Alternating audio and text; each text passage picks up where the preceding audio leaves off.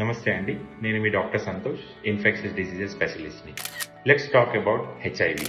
HIV అనేది మనకు human immunodeficiency virus ద్వారా సోకబడుతుంది. సాధారణంగా శారీరకంగా కలవడం అంటే సెక్షువలీ ట్రాన్స్మిషన్ అనేది మనకు major root of transmission. So ఇది కాకుండా ఐవి డ్రగ్ అబ్యూస్ అంటే ఐవి డ్రగ్ నీడిల్ షేరింగ్ ద్వారా లేదా కొంతమందిలో blood transfusion and mother to child transmission అంటే తల్లికి గనక హెచ్ఐవి పాజిటివ్ ఉండి ప్రెగ్నెన్సీలో టెస్ట్ చేయించుకోకుండా ఉన్నా లేదా డెలివరీ తర్వాత తల్లి పాల నుంచి శిశువుకి రావడం అనేది జరుగుతుంది. సో ఈ వైరస్ మనకు బాడీలో ఎంటర్ అవ్వగానే ఎగ్జాక్ట్ గా ఏం జరుగుతుంది అంటే హెచ్ఐవి వైరస్ మన బాడీలోకి ఎంటర్ అయిన తర్వాత మెయిన్ గా మనకు రోగనిరోధక శక్తికి సంబంధించిన సెల్స్ అంటే ఈ CD4 సెల్స్ ని మెయిన్ గా అటాక్ చేయడం జరుగుతుంది.